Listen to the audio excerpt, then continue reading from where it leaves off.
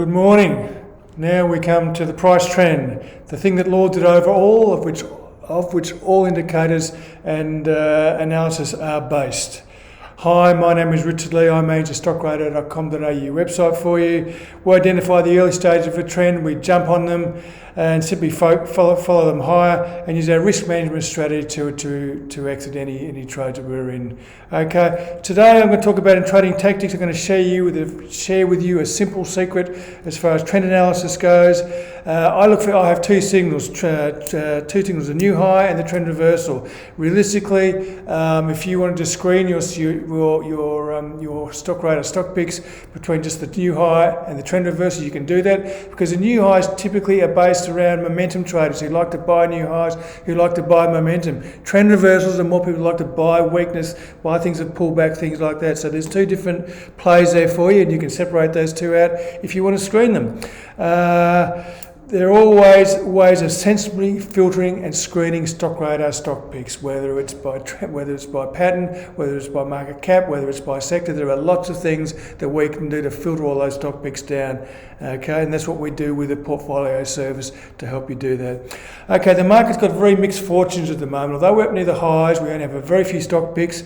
The mixed fortunes I'm talking about, Metcash, APA, Computershare, NAB, South32, Origin, all doing really well. Disasters, CSL, FMG not doing so well. Aristocrat, Fisher Paykel, Transurban, Wesfarmers, Westpac. I don't know, so the market's going in different directions. We've got NAB going one way, Westpac going the other way. It's all a little bit strange, so be careful and hit your target. So let's go and check the markets now and see what we can see. Firstly, we go through the whole rank, the overseas markets, the ASX 200, our Stockradar portfolio, and we look at some ASX stocks in trading tactics. And today, I'm going to be talking about stocks that are going up. At some point, the price is qualified as having a trend, and we're going to look at that as we go through today. So the markets first off, let's go to the Dow.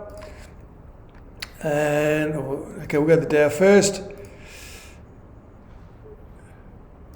Okay, now the Dow Jones Industrial Average has had a good night the last couple of nights. It's up, spiked high. We're still in this pressure zone up to R1 here. We've got plenty of selling going on at the moment. We're stuck right in the middle of the range, not giving us much. Momentum's pretty flat at the moment. So the Dow is looking okay. We go to the Nasdaq.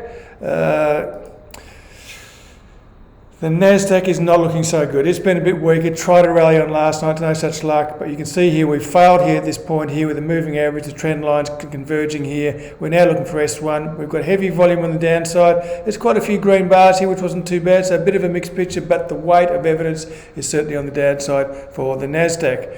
Okay, then we go to gold. Not telling us much at the moment, it's still hovering below that resistance. We saw a bit of a spike last week, it's fallen a bit flat again this week, it dropped off quite a bit, but we're still up there, we're still okay, we can still have a shot at getting through there, so hang on to your, hold your fire there, we'll still get something on there. Okay, Brent crude, it's getting volatile as we say, up and down all over the place, be a bit careful, it's danger, the high's at 140 there, so we're stuck right in that middle of the range at the moment. You would think with what's going on, there would be a good underpinning of the price at the moment, but this volatility certainly is a little bit of a danger, and the oil price is something that we very rarely can pick right because it's a very, very difficult commodity to trade, apart from the fact we've been trending for the last year and a half, 2 years. Anyway, so that's crude price for the moment, bit of volatility creeping in there, and then we go to copper, again, not much change there, a bit like gold, just sitting under this resistance area here, frustratingly so, because we're really not getting any indication. We could see another rally take off, or we could see the market come back, test S1, and we have more of this sideways action. So we'll have to wait and see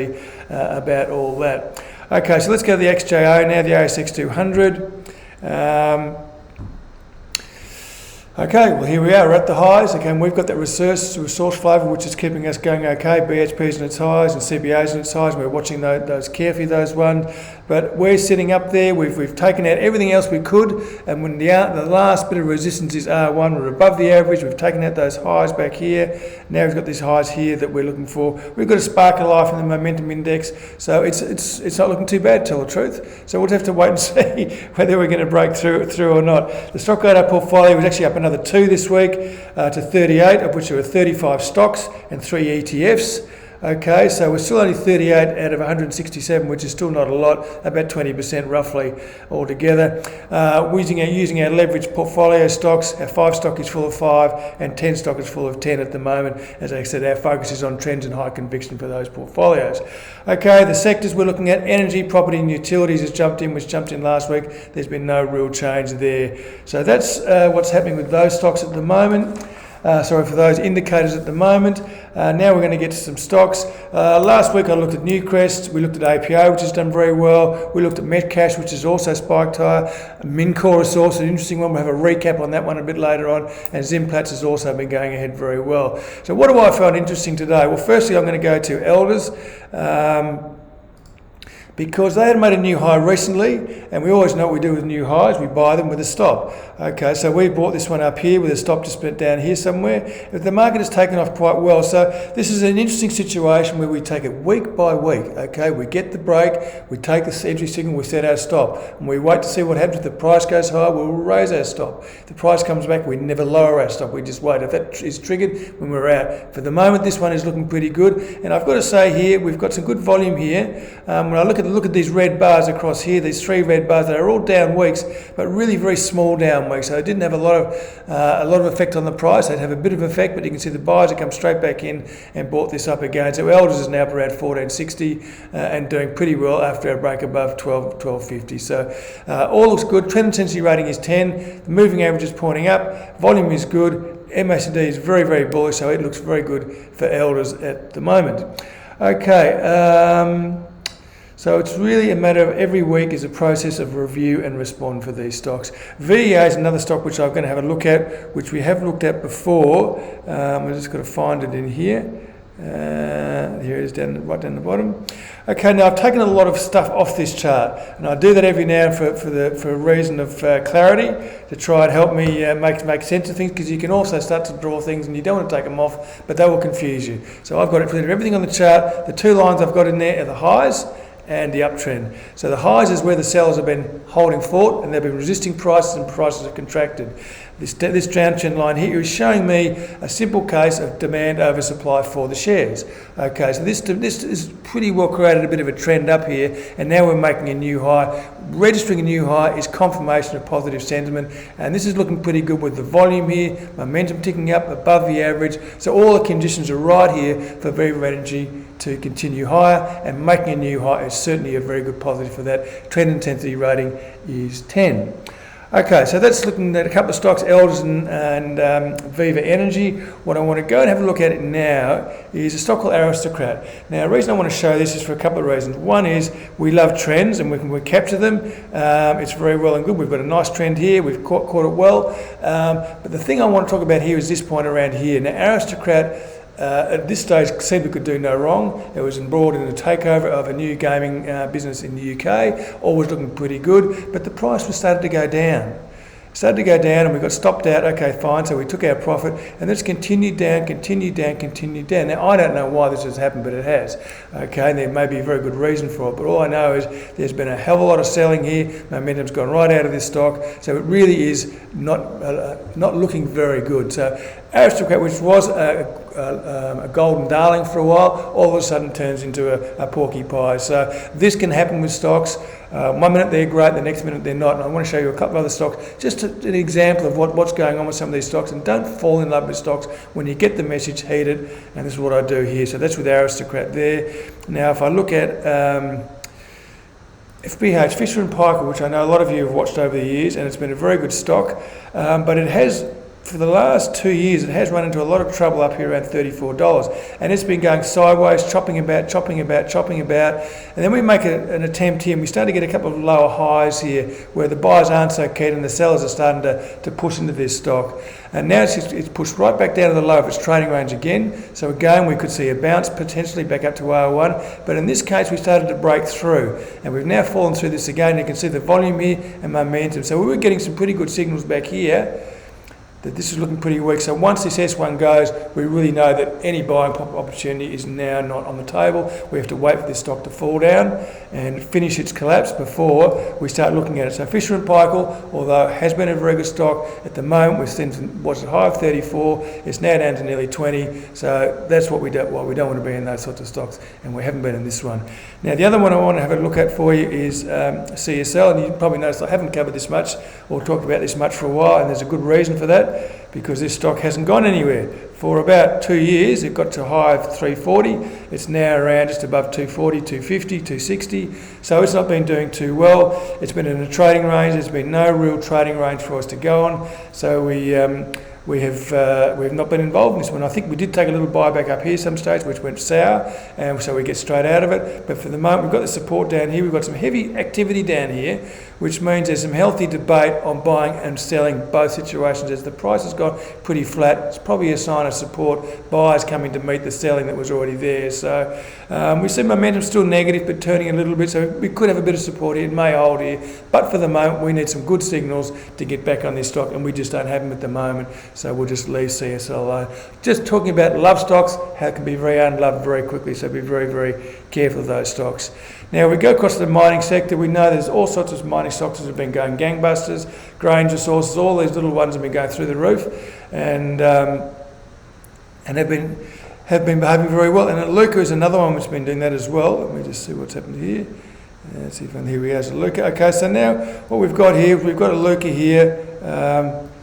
It's really just made some new highs, like a lot of the mining stocks have done. And I'm going to talk about MNCR in a minute because it's very important with these stocks because they do rally, but they also come back very quickly, and you've got to be really on the ball. The thing about this is making money, not picking the market, because trying to pick the market is pretty hard. But if I look at a stock like a LUCA, looks like my momentum's going, it's just gone. We'll just put that back up here somewhere.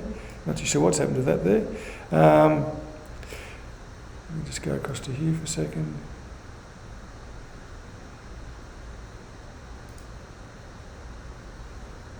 Okay, now the MACD there. Sorry, I just have to do this while we're online here, but it was all squeezed up and getting very cranky there. So here we go. Now we can see it once again. Okay, now we're back. So we can see now a LUCA what it's done. It created a new high back here. Like a lot of mining stocks, it walled about for a bit, but it's now gone bike. It came back about a bit yesterday. We've got some very good volume here, and we've got a good momentum index which is rising higher. We've got a good trend, with it's a trend line, and the moving average running on roughly the same line. So it all looks pretty good for LUCA.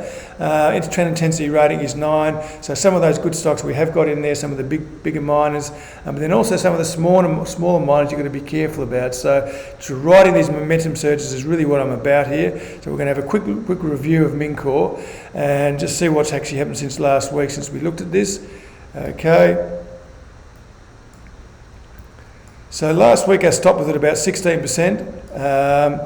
We had a profit of about 16% from our stop. Now we've got a profit of about 27% from our raised stop this week. It'll probably be raised again, although we have come back a bit this week, so I'm not too sure. We're up a little bit, so it will be raised a bit, but as to how much I don't know until Friday closes. But it is very important that we follow these momentum moves with a stop. Keep moving your stop up all the time, because we've now locked in 27% profit, and we hopefully will lock in some more. But that, even if we do, that's a very quick time. So even if we're stopped out now, it's a very quick trade and a very good profit. So we just have to be a bit careful about how we trade these stocks, and when we get out of them. Okay, so momentum is very, very important, and your stop is even more important.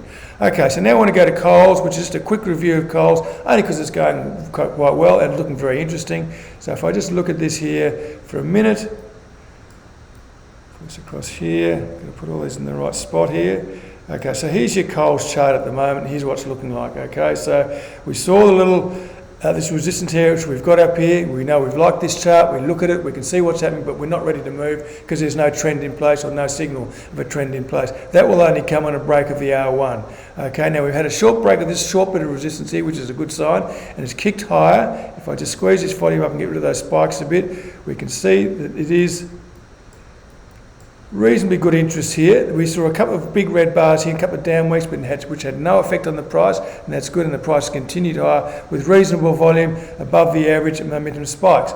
So everything is ripe and ready if it does get through R1, as we know, at high odds of a rate to develop above there. So Coles is looking pretty good and behaving pretty well at the moment. So there's a few stocks for you this week to give you an idea. Aristocrat, don't fall in love with stocks, you know. Remember the miners, use your momentum, and your stops, really important because they'll come back just as quickly. Okay, so pay attention to all that. So I've got plenty of stocks for you at Stockradar, plenty of updates and stocks that I've been covering. So if you want to have a look at that, go to the Trading Centre, and that will keep you up to date with everything that's going on there. Okay, now I want to go to trading tactics, and we're going to be talking about the all-important price trend, which we've gone through over the last couple of weeks. Firstly, what I'm going to do is the trend is, and this is a simple little filter you can always use if you're in doubt, you've got all your indicators and all your lines and you don't know, look at your price action. If it's moving in higher highs and higher lows, it's probably in a trend. If it's not, it's probably not in a trend. That's a very, very simple filter that I use, and it gets very, very useful, right back to those basics. So it's a reliable filter. Okay, on the other side of the coin, we're going to get stocks that go into consolidation, correction phases, volatile periods, which will be really hard to read. So I'm going to show you a couple of stocks now that fit that bill, and BHP is one of those stocks, because realistically when you look at this stock, it's been up to 50, 53, it's down to 35, it's back up to 53. This has become very, very volatile and dangerous. There's no real trend there.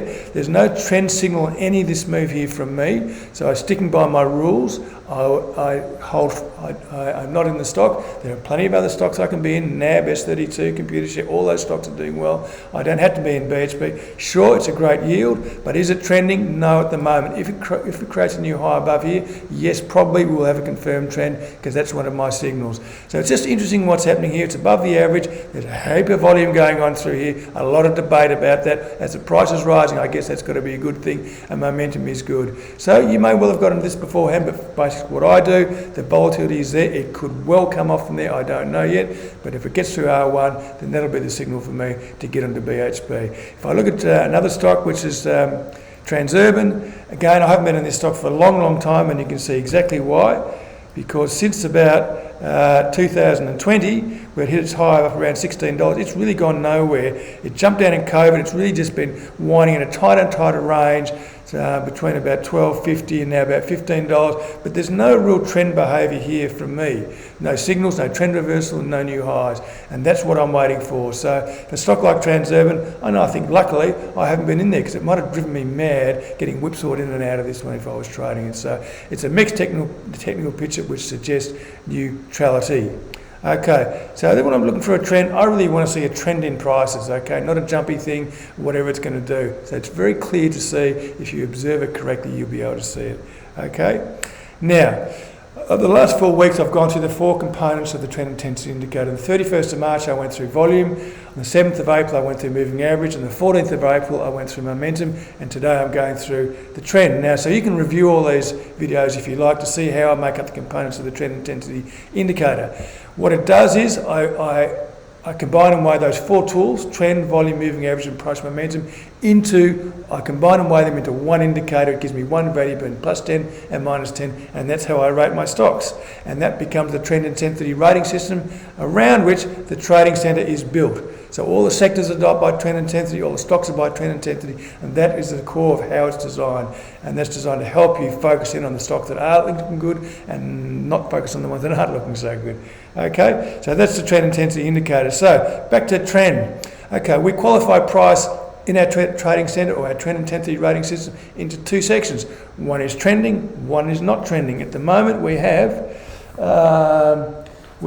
35 trending stocks of 167 stocks covered. Okay, so that means the rest of them have no trend, and I'm not interested in them. Okay, once we have a trend for a price, or we have a confirmed trend reversal or a new high, we then run the trend intensity filter over it for confirmation. So sometimes you'll see in the trading centre waiting another week for confirmation from the trend intensity indicator to confirm the break or not. Okay, so that's how I do it. So every stock.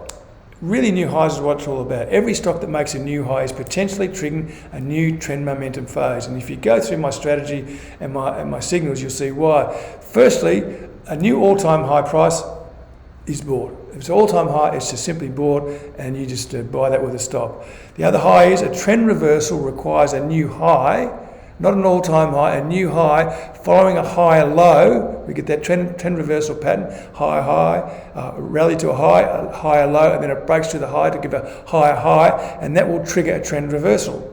The other new high we want is if I get stopped out in a move and the market turns around and goes back up, I always buy a new high. So that's the third area. So they're the three areas that I look at as far as what I do with my signals. The first one is a new high, the second one is trend reversal, and the third one is how the Stockradar strategy works, like buying a new high. So all those signals are there to buy a new high, and that's how we work. And that's how we signal momentum moving, okay? So that's very, very important. Price trend. So everything revolves around the price. I can wipe everything else off the chart and just look at the simple price and the possibility of prices beginning a new trend. Now this is just a simple new high in price, and it's a delightful move higher. I'm not saying that they all work like that, but that is an example of what can happen. And once a new high is, often you get these moves that go up and up and up, and you never get that 10 or 15% correction. Again, we're looking at Computer Share, NAB, all these stocks that are doing this sort of thing, and it happens regularly, okay? So everything revolves around the price trend. Then we use a trend intensity filter to confirm the strength of the trend, this sort of thing as well. Okay, so why do we want to trade these things? Because they happen regularly and they are very, very lucrative, and they are where we make our money. There were lots of little losses, lots of little profits we take, and we don't take big losses because of our premise, but we take big profits and we run those big profits because that's where our money is made. So that's why we want to trade them. The problem is harnessing the power of a trend. Okay, how do you do that? Okay, you need to have a rule, you need to have a process by which you evaluate it and when you're going to get out of it. So the problem is solved by using discipline and a focused strategy, as simple as that. If you can do that, you're not going to be sitting up here with 100% profit in your bank saying, what do I do now? Okay, it's very important you know what to do. Okay, so remember, indicators are always secondary to price. Price is the most, if you're ever in doubt, go back to your price, okay? The only stock market advice is the price action, the price never lies, okay? So that's a bit about trading tactics this week, a bit about the price trend. It's a very, very simple filter, and it's what I base everything on, the price trend itself.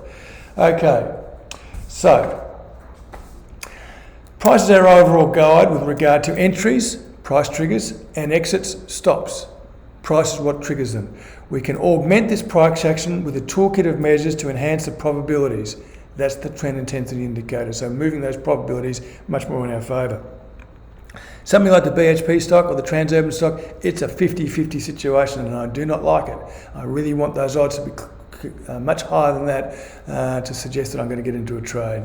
Price is the raw data with a chart of that data reflecting a graphical depiction of the behaviour of investors. So that's what you're looking at, the behaviour of investors and what they're doing, where they're buying, where they're selling. So an understanding of this interaction is integral to your success or building on this to make a proper trading strategy.